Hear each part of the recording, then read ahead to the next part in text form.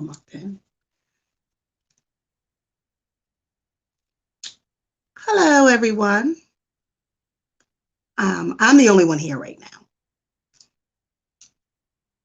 We are talking about bipolar again. Can never speak too much about bipolar. Well, that is the topic tonight. Bipolar disorder.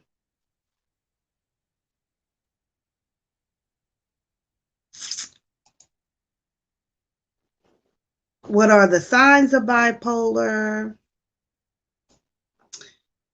Most importantly, have you been diagnosed by a licensed psychiatrist? Must be diagnosed by a licensed psychiatrist. Hello, whoever's here, giving people time to come in. We are talking about bipolar disorder.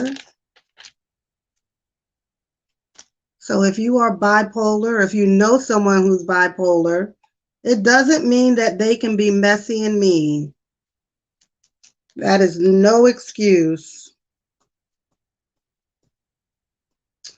No excuse to be messy and mean. But we'll talk about how I understand. Hi, Shola. I understand how they can be messy and mean, but there's no excuse to be messy and mean. I hear people with bipolar all the time give excuses for their behavior because they're bipolar. So they can, go off or not commit to things that they said they were going to do. And then they use the excuse, well, I'm bipolar. Be very messy, be very mean and nasty. And it's no excuse. Being bipolar is no excuse for that type of ongoing behavior. So bipolar is not a personality disorder. So it doesn't have to disrupt your personality, make your personality mean and messy. It can change your mood. It will change your mood, but mood and personality is two different things.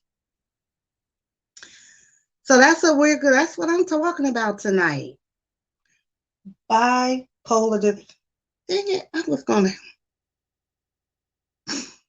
Because there are quite a few celebrities who are bipolar, and let's see if we can, and just really kind of based on what behaviors they have, we can see, yeah, you're probably bipolar.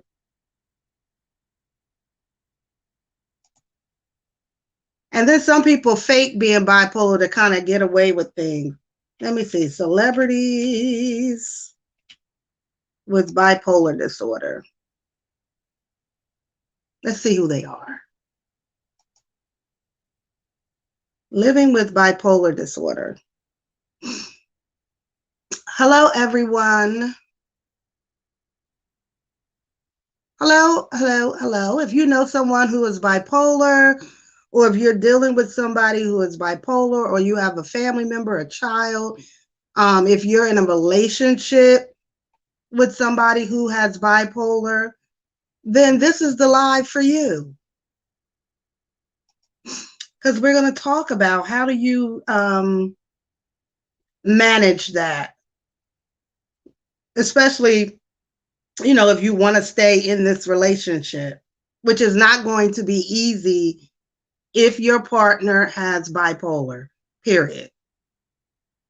If your partner is bipolar, get ready for a very up and down relationship as far as your partner's moods and ability to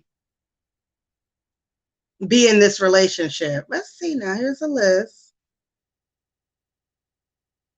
These are some celebrities with depression. Just having depression is different than having bipolar disorder. But there are quite a few celebrities with bipolar and some, with depression.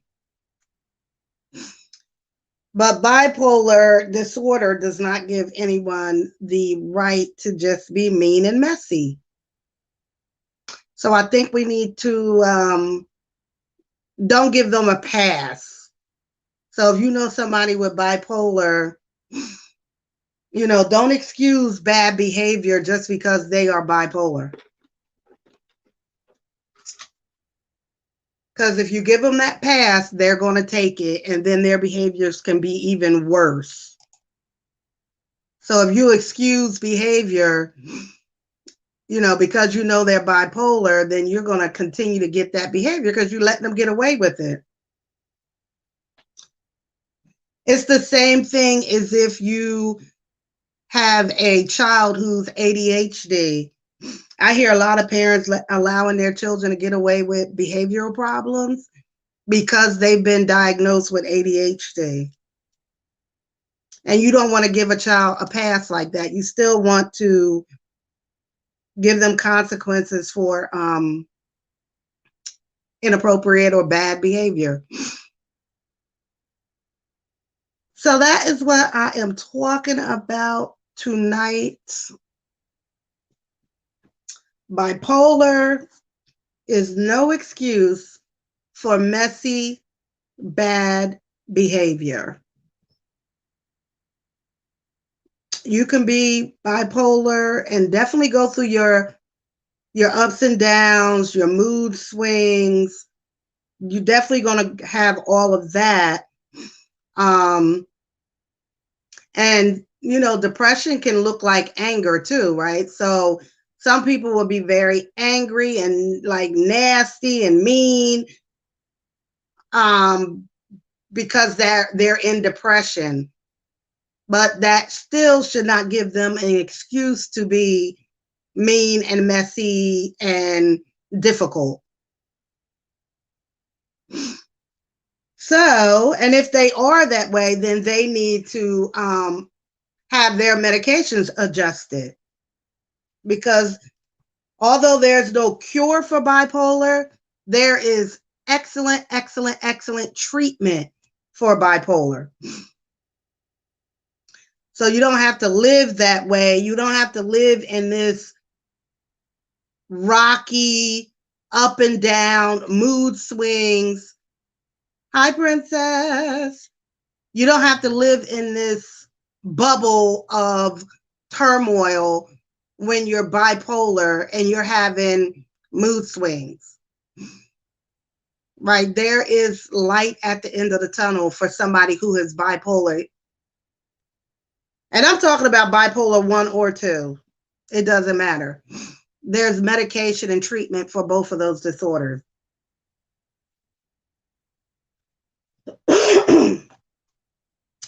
So that is the topic for tonight. You do not need to, just because you're bipolar does not give you the right or gives you the excuse to be mean and messy. Especially if you are, we have coworkers who have bipolar. It's you can't go in your job if you're bipolar and start acting out because you're not going to keep your job very long. And so as somebody with bipolar, you have to learn how to manage your disease. And thank God today we live in a world where there's medication. There's medication, there's treatment to help you. So bipolar doesn't have to destroy your life. It really doesn't. Now, we have tons of people who don't take their medication and they go through their periods of being extremely depressed, maybe having thoughts of suicide, and just really living a difficult life because of their bipolar. And then you have people who are faithful to their medication. They're faithful to going into treatment, to see a therapist. They have a good relationship with their therapist, good relationship with their psychiatrist, and they're stable. They are stable. So you want to be on, if you have bipolar, you know someone who's bipolar. Unfortunately, in the African American community, sometimes we are overdiagnosed with disorders that really don't fit what's going on, as far as why somebody is depressed or has PTSD or whatever.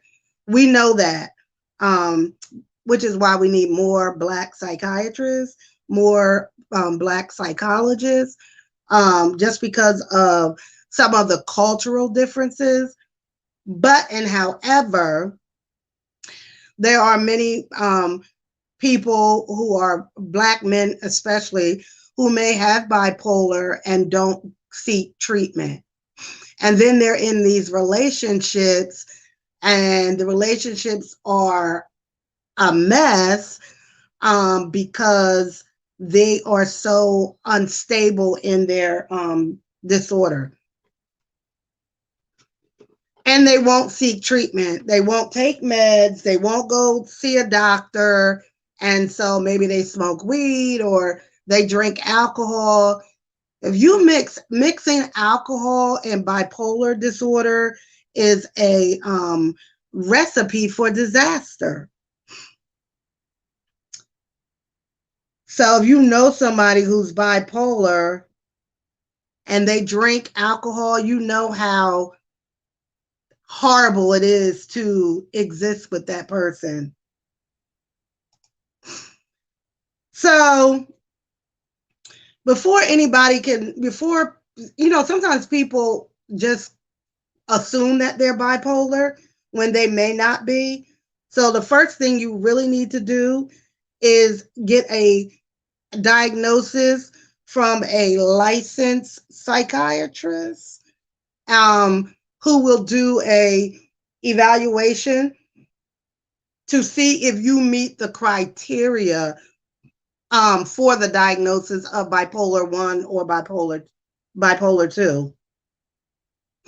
And they'll ask you a series of questions, and based on your answers, they will decide if you're bipolar. You may not be bipolar. Just because you having mood swings, especially ladies, when we have hormonal changes because of our periods, it may look like bipolar. Right before your period comes on, during the period of PMS, some days, you might be like, all energetic. Since my family don't believe in mental health, I've seen some family members struggle with alcoholism. Yep. Because they'll go to alcohol to deal with their moods. If you're depressed or people who really don't have a personality unless they drink. Hi, Maureen. Hi, Linda. That's what people do to kind of get through whatever issues they're having. So they may drink. But of course, that's not going to help anything, especially if you have bipolar. Bipolar and alcohol definitely does not mix well. But I think first you got to make sure that that's what you're dealing with. So let's say you have an adult child in your house and they are, spending weeks and weeks sleeping, no motivation, irritable, distant from everybody. And then several weeks after going through that period, they spring out of bed and now they're going to go to college. They got to find a mate. They might meet somebody on the internet, and then they announce to the family that they're moving to Hawaii to be with the love of their life. You might be dealing with somebody who has bipolar, which is very difficult. I think I talked about this in another live about the signs and the symptoms of being bipolar, but I wanted to focus on not letting your bipolar disorder give you an excuse to be messy and to be like a troublemaker. If you think about troublemakers or people that cause issues within the family, chances are they could be bipolar because they're mood swings. You know, it's about to be the 4th of July. You know, some of us are going to be around all our different family members that maybe you don't see all the time. So, you know, your bipolar aunt might be coming or your messy cousin. So, even if they have bipolar, it's still not an excuse for them to come to the picnic and act a fool, even if they have bipolar disorder. I know for I work with a lot of women, not a lot, but I've worked with women who are in relationships with bipolar men. And it's not easy, especially for men, because men are more prone to be aggressive than women. And so for men, their depression can look like anger. And then their anger can turn into aggression. And then if you couple that with alcohol, now you have a depressed, aggressive, angry, drunk man. Yeah, it is hard. It's very hard. Hold on, I'm trying to get rid of something. It's very difficult, especially if they don't even see it or if they definitely not going to seek treatment. That's what when I talk to couple, you know, women, when I'm working with or talking or speaking to a group of young women about relationships. Luckily, he doesn't drink. Oh God, yeah. Who talks about when I talk to them about going into a relationship, that's one thing I ask them, like, find out family history. Like, you know, make sure you go to the family events. Like, you know, ask questions. Anybody in here been in the hospital? Like, you gotta find out genetically what that potential father of your children is connected to. With anxiety, I'm diagnosed with bipolar, but I don't have a manic side at all. No? Wow, Maureen. I'm telling, to me, mania is more dangerous than depression. Mania can be more dangerous than depression. I've seen people do some wild stuff during mania, especially women. Women definitely become over sexualized during their manic stage. A lot of one night stands, a lot of hooking up. I see that with gay men too. Gay men who are bipolar and manic. I don't believe so, Princess. I really don't. I don't think that you can't diagnose a child with bipolar. I think the manual says like the kid has to be at least 10. But I would say I wouldn't even do that to a 10-year-old. I wouldn't do that to anything is possible, but on average, no. Because I've had parents want to give their 2-year-old ADHD diagnosis, and that's not fair to a 2-year-old. He's just being a 2-year-old. But I wouldn't label a kid bipolar. I've seen psychiatrists do that. I know they do it, but I don't believe that. Usually I would say about, you know, over 18, 19, 20, you would see that diagnosis. Because in order to get the diagnosis, you need to see the behavior over time.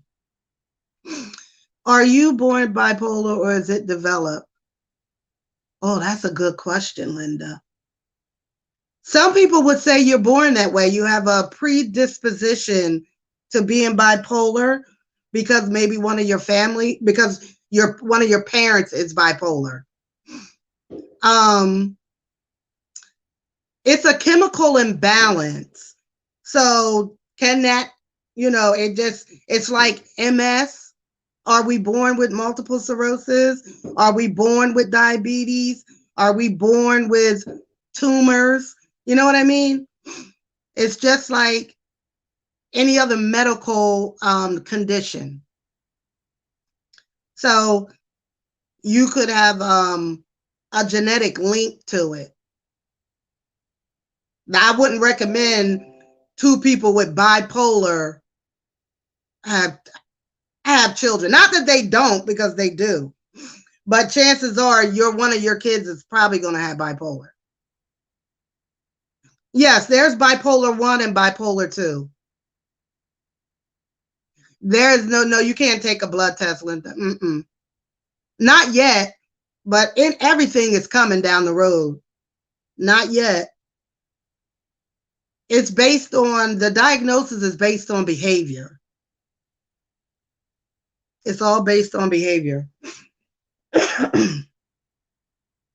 But yes, there's bipolar 1 and bipolar 2.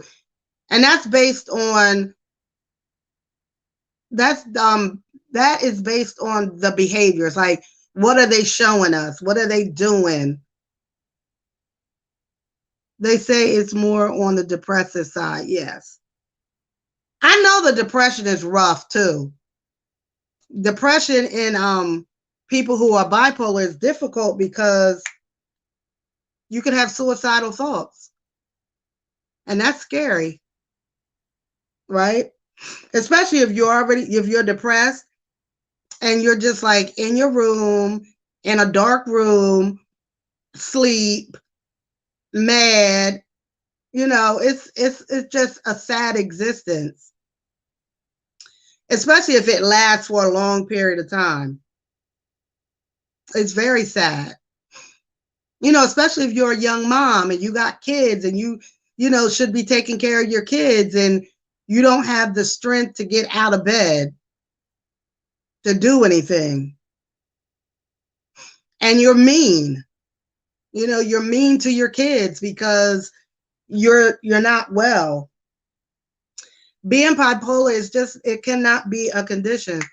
Depression can be a beast. Yes, it is. Yes, it is. Because everything could be going right in your life. And then that depressive mood comes over you. And then you feel like nothing is going right in your life. Why they diagnosed me that way?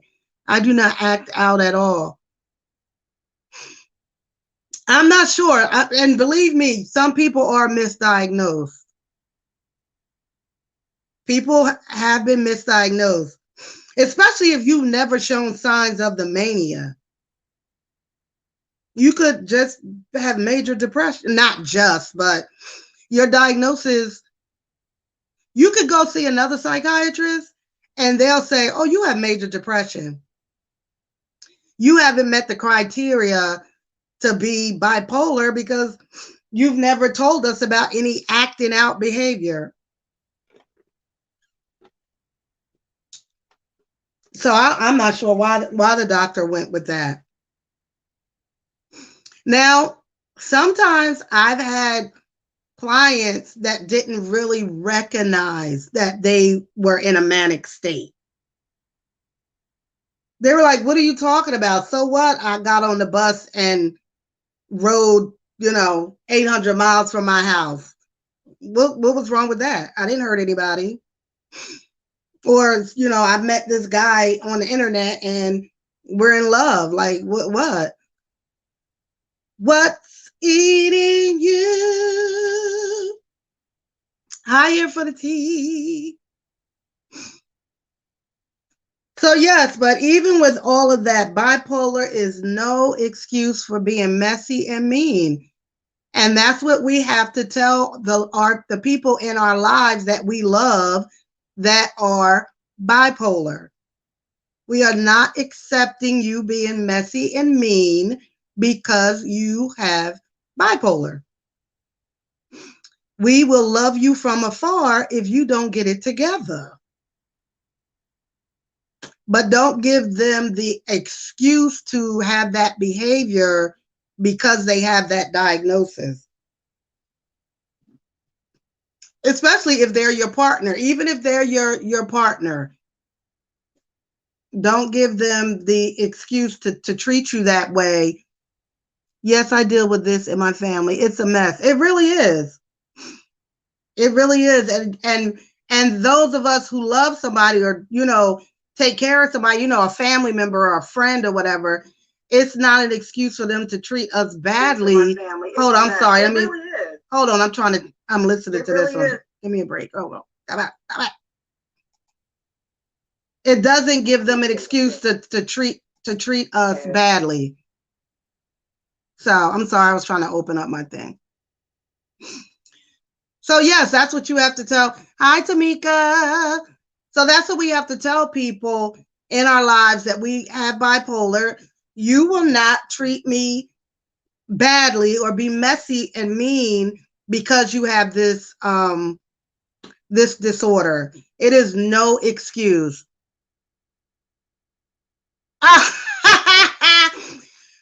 Me, listen, girl, me and her go back and forth, but we don't go back and forth no more because I blocked her. I can't do it no more.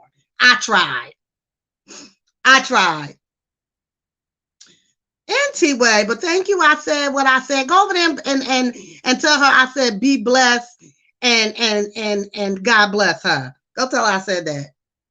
Tell her I said be blessed and I love her from afar. Mm-hmm. So that takes us right back into this. There are quite a few people on this in these YouTube streets that are definitely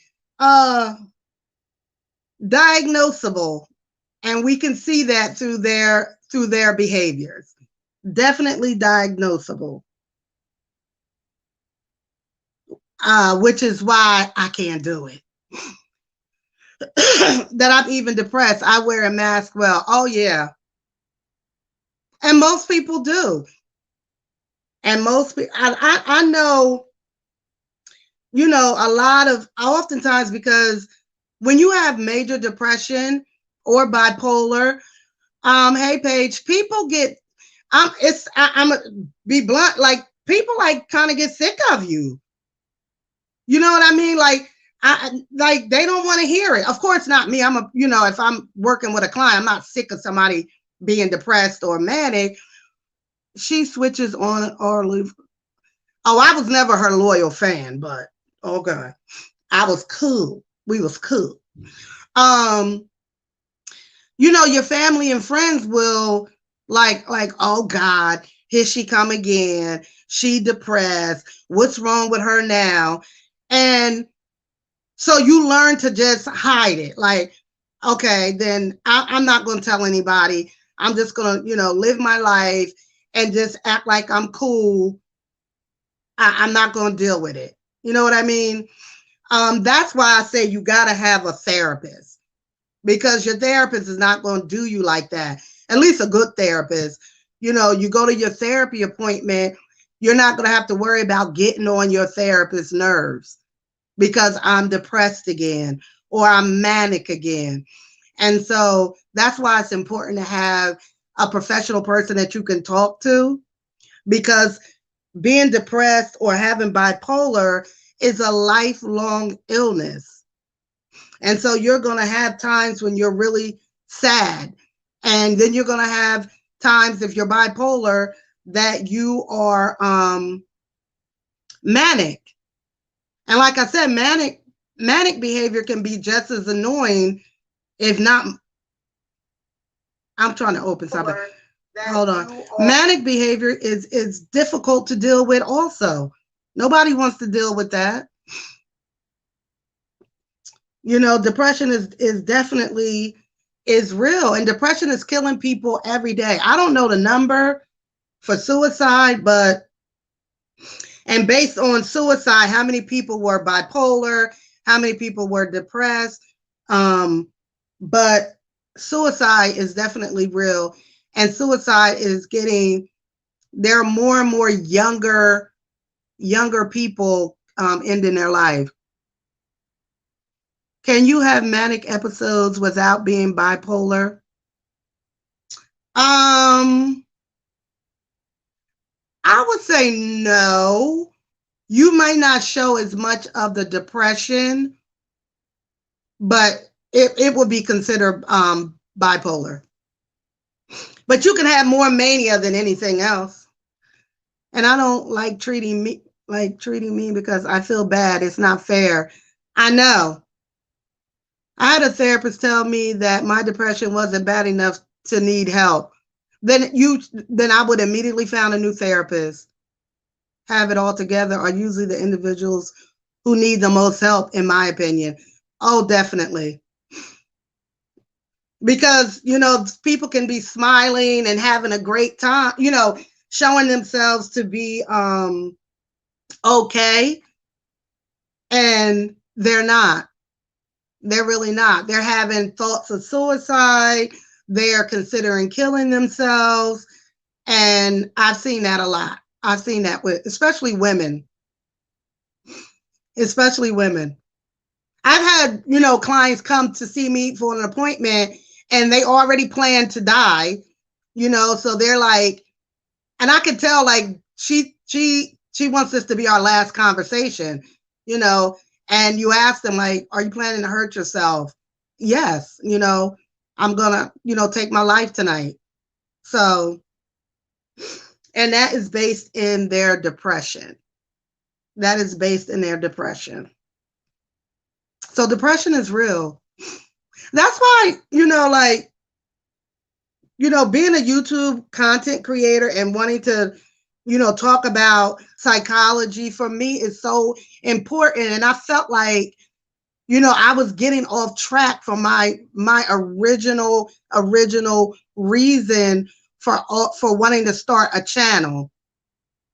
And that is to talk about psychology, mental health, and mental illness in a way that people can relate to. So, yes, I like to talk about, the YouTube streets and celebrities and all of that stuff too, but I can't let my message is so important and too important for people to understand mental illness, especially in the Black community where we are misdiagnosed, committing suicide at a rapid rate, um, being institutionalized, going to prison, because people don't have enough information about mental illness and what it is.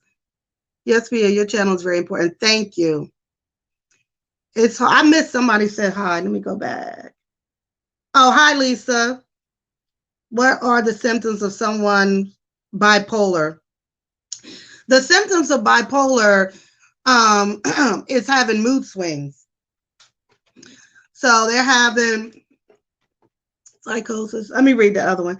It's hard to manage severe depression, anxiety, borderline psychosis, and still maintain being a mother. My God, yes, it is. Yes, it is. But the symptoms are based on the mood of the person. So their mood, they can have a depressed mood or a manic mood. So they are like depressed, they don't want to go anywhere. They don't want to do anything. They're sleeping a lot. They may not take a bath. They're not taking care of their children properly. It's difficult for them to be in a relationship or to be intimate.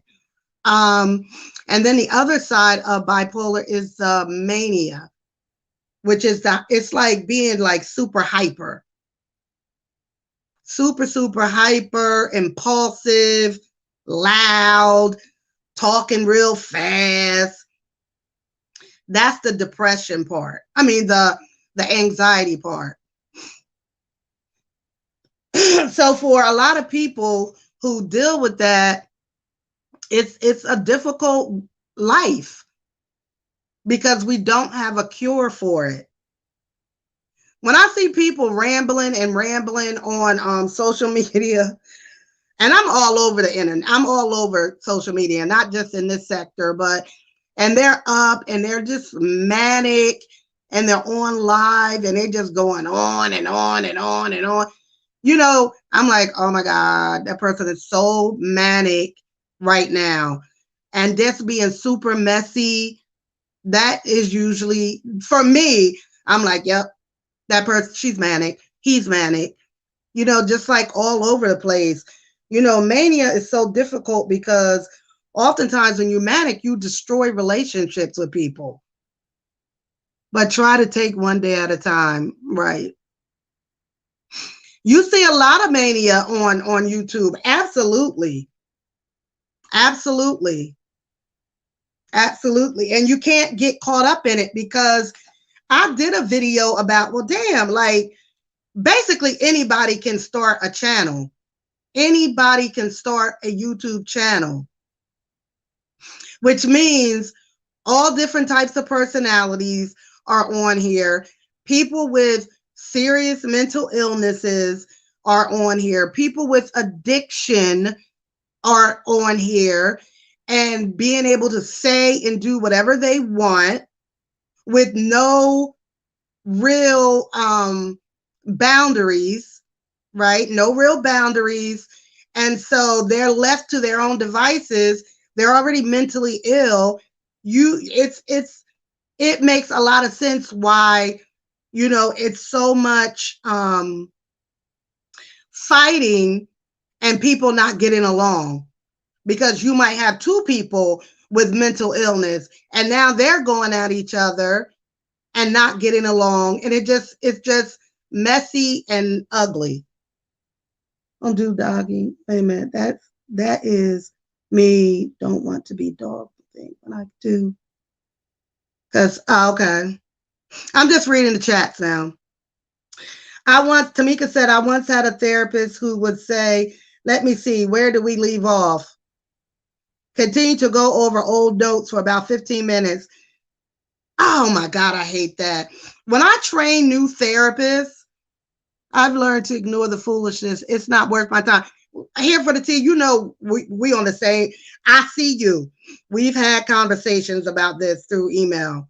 We know where our focus is. We know what we're doing. I ain't with it. They pulled me down that rabbit hole one time. I ain't with it. I ain't doing it. My goal is too big. I want to spread a message about mental health and mental illness and get people well, get people where they need to be. And I don't have time, girl. I don't have time. I'm going to tell y'all something. Some of these therapists need to have their license revoked. When I train new therapists, I tell them, first of all, you need to, I have a mind that I remember details about people. And I know everybody is not going to be able to do that. So if you're not that type of therapist, then you need to review your notes before the client comes in. So you'll know where you left off. You'll know what issues you were talking about. For me, I don't have to do that. As soon as they come in, it's like they were just there 5 minutes ago. I remember everything. I just spoke to a client that I haven't seen in years. And I was like, well, what's up with so-and-so? What happened with that? Da-da-da. Bring me up to speed. And she was like, how you remember all of that? I'm like, my brain is weird. My brain is weird. So not spending money they don't have half the time. Yeah, I'm just weird like that. I can remember things. I saw a client he was my client when he was like 12 and he's 30 now. He was 26. I saw him at Walmart. I was like, how your son? Because I remember he was a young father. He was like, how you remember? I just remember. But not every therapist is going to be like that. But that's rude to me. I don't like therapists who take notes while their client is sitting there. I never do that. I don't take notes. Hi, Miss Soft and Sensual. I never take notes while my client is there. I know a lot of therapists who do that. I don't do that. I wait until the session is over and then I write my notes. I don't think I do that because I don't think I would like that. I'm like, because I would be thinking, girl, what you writing down? Why you just write that down? Why you didn't write down this other thing that I said? You know what I mean? But if you're uncomfortable with your therapist, please find another therapist. Now, don't be a therapist hopper. Now, some people they hop from therapist to therapist. That's probably not good either. Believe it or not, YouTube is an outlet for me day in and day out.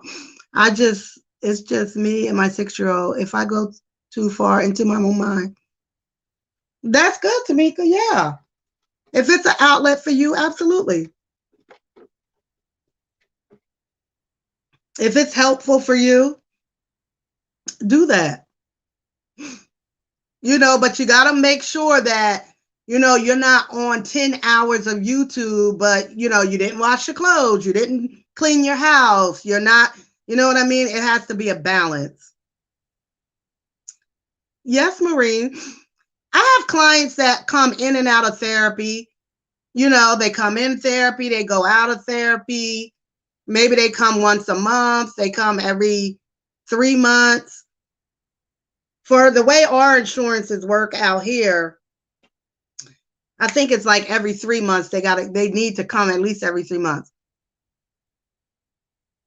Especially if they're taking medication, so we could check in with them to see how well their meds are working. If they're working, if they're not working. To get to check them, especially bipolar, like I said, it's because you're bipolar doesn't give you the excuse to be messy and mean. So you need to come into your therapist's office sometime. I've noticed too, and what's really helpful is if, let's say, the bipolar client brings in their partner, and the partner is like, yes, she's been mean. Yes, she's, been hyper or whatever. So, because sometimes, you don't want to snitch on yourself. Like when I go to the doctor's office and my doctor is like, have you been exercising and eating right? And I'm like, yeah, I sure have. Mm-hmm. And then he look at my A1C number and like, not according to this. How do you know if someone isn't taking their meds? Oh, by their behaviors, Lisa. You know that they're not. You can see the decline in their behavior. You have to have that balance, Tamika. But Lisa, well, you got to know the person. You got to know the person. Like I immediately know if I see somebody I know that takes meds and they're not taking their meds, I can tell by their behavior, by their mannerism, by their mood. I can tell. I can look in your eyes and tell you if you're not taking your meds or not. Especially if you're a person with depression or even a kid who has ADHD. Oh, I can easily see that. Or if they've been over medicated. Like a kid jump right off the bus, hyped up. I'm like, did you take your meds this morning? Nope, I forgot. Oh, damn. We're going to have a day to day with you. So you could tell somebody stop taking their medication. Especially if you have a child and now you like as parents, you just get tired. Like, especially if you have a child who has mental health issues. I had a therapist who knew my cousin. I wouldn't go to that therapist anymore. If they knew your cousin and like they were still cool with your cousin, I wouldn't go to that therapist anymore. Even though we're held at a confidentiality and we can't discuss your case, with anybody, I would, in the back of my mind, I would be like, nope, I can't. No, especially if you make it, if you feel, Martina, like it's uncomfortable because they know your cousin. No. Mm-mm. I had people, who like, it'll be a cousin, and then the cousin's like, oh, she cool. You should go see her. And I'm like, I can't see your cousin. I don't want to see your cousin because I see you. You know what I mean? I mean, it's happened in some case. It's happened. I've done it like in an emergency situation, but the client always knew you're going to need to move on. I help you get stable.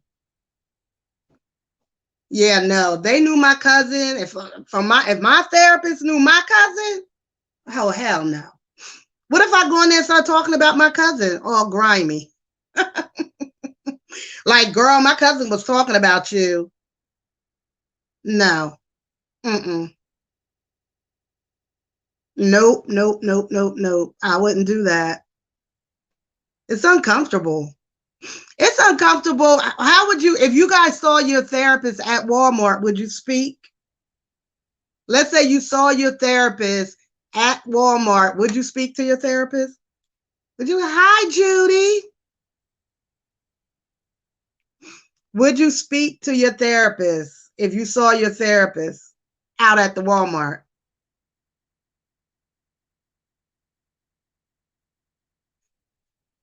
Most of you probably would. I know when my clients spot me in the street, they definitely speak.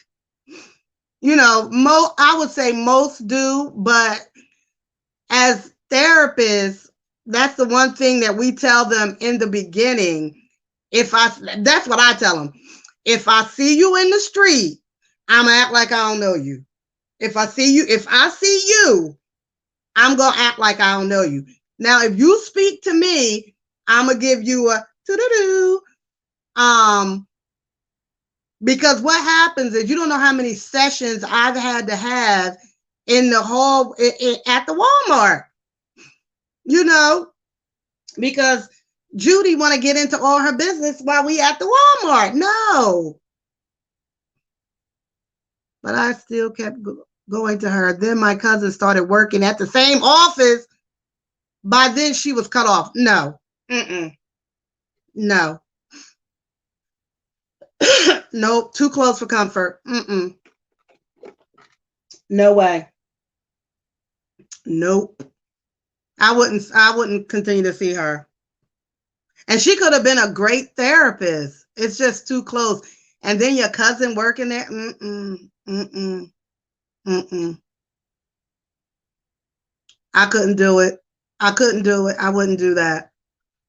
I'm surprised the therapist didn't tell you that. Because I've had people in the past come to me and it's like, oh, yeah, my ex-boyfriend. And I'm like, who? What? I was like, mm-mm. I can't even verify to you that I know your ex-boyfriend. But then they blurt the name out and I'm like, no. Mm-mm. I helped her get the job before she took her license exam. Then I eventually stopped. No, I wouldn't go.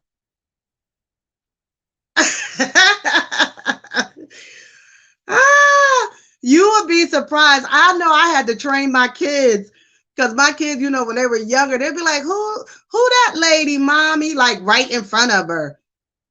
So I had to like tell them, like, when people speak to me, like, don't say anything. Don't ask me who they are because they could be like one of mommy's clients. So then we would get in the car and they'd be like, was that your client? And I'm like, she my friend. Hi, foodie girl. You shouldn't feel ashamed. No, Tamika, don't take on that feeling. Because as therapists, we know we can't speak to our clients in public. It's against confidentiality and HIPAA. So we're not going to, a good therapist is not going to speak to you. But I make that clear in the beginning. If I see you in the street, as a matter of fact, one of the scariest times I ever had, I talked about, it's funny now, but it wasn't funny then. Y'all know I likes to go to the casino. So I had a client who was very psychotic all the time. And I didn't know him that well, which is why I was kind of scared of him, because he was a big guy and he was a schizophrenic, and he was always psychotic when he was off meds. But I saw him at the casino, and I wanted to dive under the machine. I was so scared because the last time I saw him, he was telling me that he was going to kill me. And he was telling me that there were some monsters that were going to kill me too. They was going to kill me. He was going to kill me, whatever. So I was like, well, you need to get out my office because you ain't killing me, first of all. And so whatever. So I ended up getting him hospitalized. I sent the police to his house, had him hospitalized. 5 years later, it had to be at least 5 years. I see him at the casino, and now I just want to melt. I'm like, he's going to kick my ass right here in the casino. I was so freaking scared because I just had this fear of him, and I don't really get scared of clients. I was scared of. But on this particular day, he was quite stable. And he was like, he spoke to me, and I was standing there trying to act like I wasn't scared. And he was apologized. He remembered what happened when he was psychotic, and he apologized. And you know what? He looked much better. He was stable. But yes, so we run into clients, even the ones that we don't necessarily want to, and had each other on social media. That was about it. But it was weird though. Oh, wow. Nah, too close for comfort. I bumped into the same therapist in a dollar store. She said, hey, how you doing? And she ran out. She shouldn't have spoke first. Girl, I do not speak first. Mm-mm. That's the intro to the movie The Sixth Sense. The Sixth Sense. Was the person deranged? He was deranged the last time I saw him in my office. Oh, he was so scary. Oh my God. Mm-mm-mm-mm. Oh, wow. Now the therapist, and it's hard because you see somebody, and sometimes I just saw somebody that um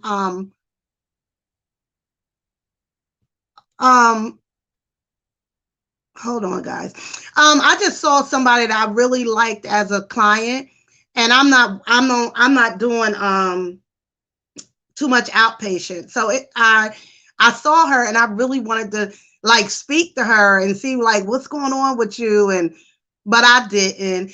Of course I didn't speak first, and she saw me and she didn't speak. And so that meant, we looked we gave each other the eye.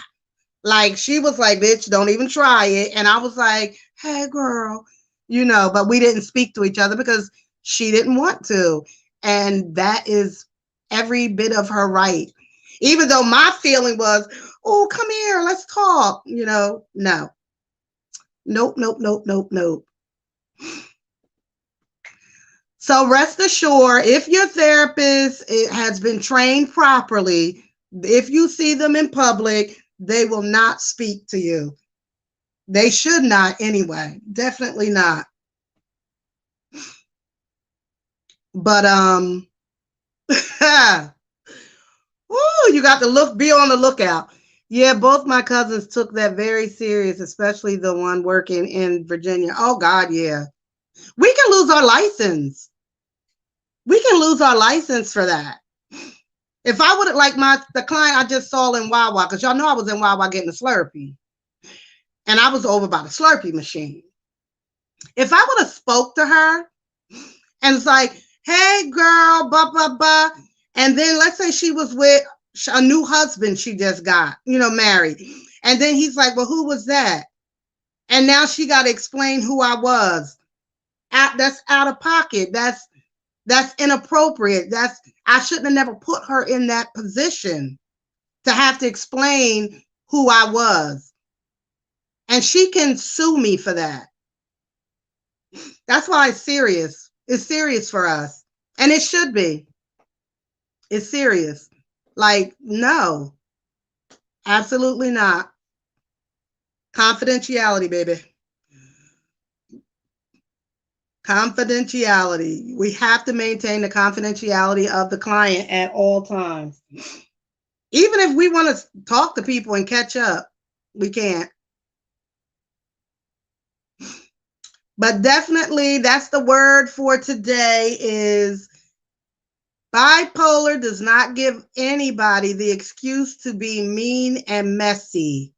It just does not give us that excuse to be that way. Or them the excuse. I'm not bipolar, but it doesn't give people with bipolar disorder the excuse. It's understandable, but in however, yes, because she didn't play that mess. She's a psychologist. Oh yeah, she got a lot to lose. I still want to know, want to work. I still want to work there, low key though. Oh wow. Nope, nope, nope. Mm-mm. Especially a psychologist. Especially a psychologist. I was in a room with a psychologist that I knew professionally, but I was there with a client or something. But him and I act like we didn't know each other. We totally act like we did not know each other, and we did. So once you are done treating a patient, you are required to lose all contact. Yes. It depends on the state that you live in, your license, the rules of that. Usually, I think the number is like 7 years that you cannot have a casual relationship with them. So let's say I had a client and me and her really got along really well. And then, she wasn't my client for like 7 to 10 years. And now I want to be her friend. Ethically, you probably shouldn't do that. But if you kind of, you can. But I wouldn't do that. Now I have clients that were my clients because I'm not in practice, and they still reach out to me privately through social media. And I think because the world has changed, that is something that is kind of new, but you still got to have boundaries. You know what I mean? You got to have boundaries. What's the difference between a psychologist and a psychotherapist? Shut up. Shut up. Here for the tea. Stop playing with me. Go check my video. Now listen, I can explain this without using the B word. First of all, a psychologist makes way more money. Way more money, honey. He makes way more money, honey. A psychologist has a doctorate degree. And a psychotherapist has a master's degree. That's the difference. And it depends on the state where you live, like some psychologists in certain states can write out meds and give diagnosis. The psychotherapist, we work under the psychologist and the psychiatrist and the psychologist. They're our bosses. We work under them. A lot of people don't know the differences. It's important to know the difference though. If you're looking for a therapist, depending on the state where you live, most psychologists are not doing talk therapy. We are the ones who do the talk therapy, the psychotherapists. And we have master's degrees and a license. Depending on your state, not every state is required the psychotherapist to have a license. So don't get caught up in that too, because some people will try to, act like, oh, I got a license, so I'm better. It's a test. It's really a test. All they took was a test. Doesn't mean that they're better than a therapist without a license. But it's important to know somebody's credentials, especially if people are saying that they're a life coach. A life coach is not a degreed position. A life coach, you can't be a life coach and see clients and submit your sessions to insurance company. So that term life coach is really just like people with experience in life, I guess. I don't know. But they're not necessarily therapists. So I can say I'm a life, I can say that I'm a life coach, and tell people, come talk to me. I'm a life coach, pay me whatever. I thought about getting a life coach. What are your thoughts on them? No. Mm-mm. I think if you need therapeutic healing and help, get a therapist. Get a therapist, because there's no guidance for these life coaches. Even though I saw something came through my Facebook, and it was saying something about, do you want to be a life coach? So I don't know if there's a degree in being a life coach now. A mentor. Yes, Linda. Can you explain it? Do you believe psychologists, mental health counselors, if develop mental disorders or already have them? Do you believe psychologists, mental counselors eventually develop? No. I don't think just because, no. There are some mental health providers who are mentally ill. Absolutely. How do I feel about I can't say her name. Aliana. Aliana is actually a real psychotherapist and a lawyer. She's degreed.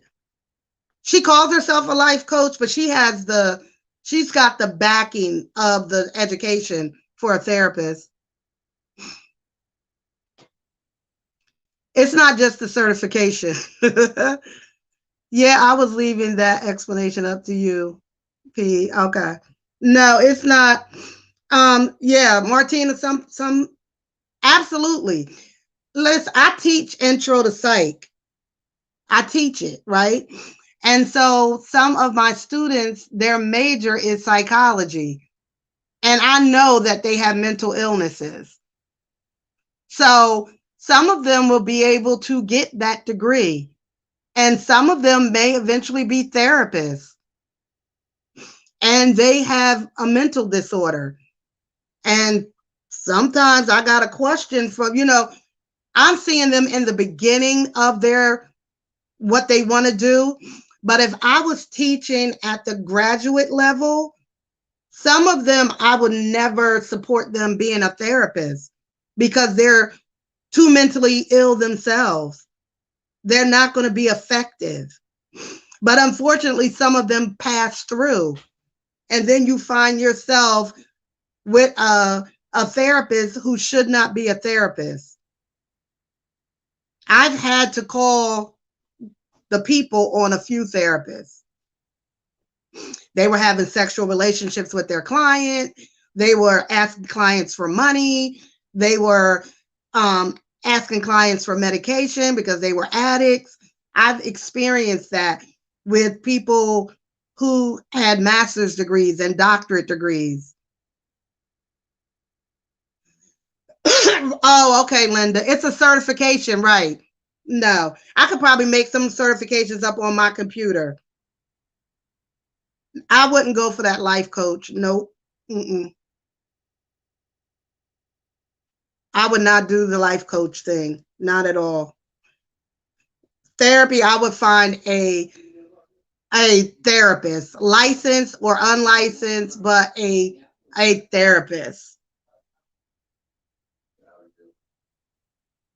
I probably can. I should do that, Linda. I can use an extra coin. I'll be like psychology eats, life coach class. All you got to do is come to 10 of my workshops and you will be a licensed, certified life coach.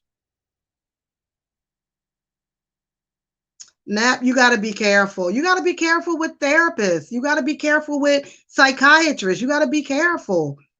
You got to, and don't be ashamed to say, you know what, this person is not for me, and I'm not for this person. So, toodaloo. I have been fired as a therapist, not a lot, but a few times, and I was cool with that. Like, they like, you ain't for me. And I'm like, cool. Can I recommend somebody to you? It happens. But I don't want somebody to come and see me who don't want to be there. Like, I'm the problem. Like, you're supposed to come, to me for help. I don't want to be your problem. So no. That's not good. That is not good. You don't want to be a therapist hopper either. You come see me and then you tell me about the last 5 therapists you had that sucked. And now I'm looking at you like, girl, you the problem. You the problem. So I'm going to be number 6 because you ain't going to like me either. And a lot of that has to do with not really wanting to resolve whatever issues that they have. So they make the issues about somebody else. I'm going to make the issues about you, therapist. And so then I don't have to talk about whatever my issues are because you're the problem. So we don't want to get caught up in that matrix either as therapists.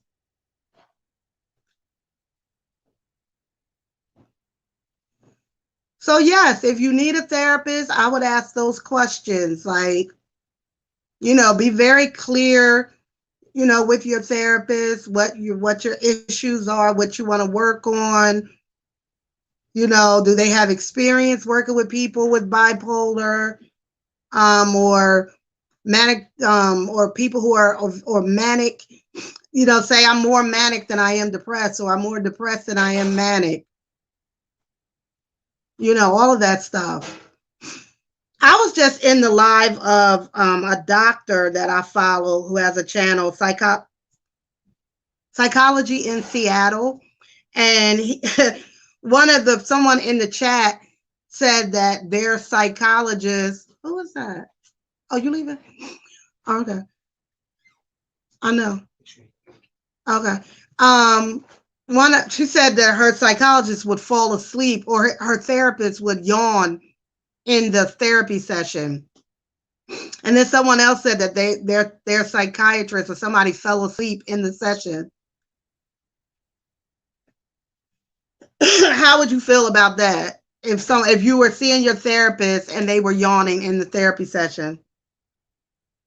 Used to date years ago, told me he was an RN in the city. Oh.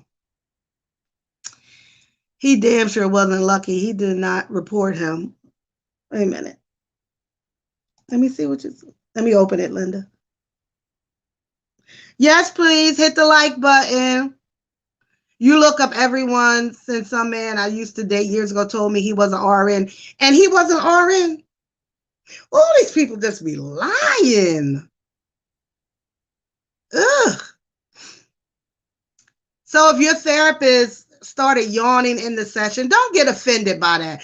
Because, oftentimes we can just, it's not that what you're saying is boring as the client, but you can just be tired. Now, if I start yawning, I'm just going to be like, woo, girl, I'm sleepy. It ain't you. I'm going to address the yawn, but falling asleep, now that's out of pocket. That's out of pocket to fall asleep while your client is talking. Mm-mm. But yawning that sounds like a narcissist. Yeah, just lying. Oh. Some people can literally lie with a straight face. They just lie. There's nothing you can do with them. They just liars. Ugh. Mm-mm-mm-mm. Nothing you can do with them. If you're going to start out the relationship saying you're an RN when you know you're not, maybe he was a CNA. So he did work at the hospital, but he wasn't doing the job that he claimed he was doing. In his heart, he wanted to be an RN. But it's like, don't you realize that lie, you're going to get caught up in that lie? Come on now. I wouldn't be upset. They are humans too. That's right. Yeah, Marine. And people get tired. I mean, oftentimes, I have a few friends that are so booked and busy, they might see 10 people in a day, back to back from morning to evening, and you get tired. So don't be offended if you are talking to your therapist and they get a little woozy and they get a little sleepy. It happens. It happens. Well, guys, thank you guys for coming into my live. Don't forget to share, and subscribe, and thumbs up this live, and shoot me an email if you know any other topics that you want to talk about. This just popped in my head earlier today. So if you have anything else you want to talk about or think is a good subject, I will bring it to the live. But thank you. And everyone have a great night. Thank you so much. Bye.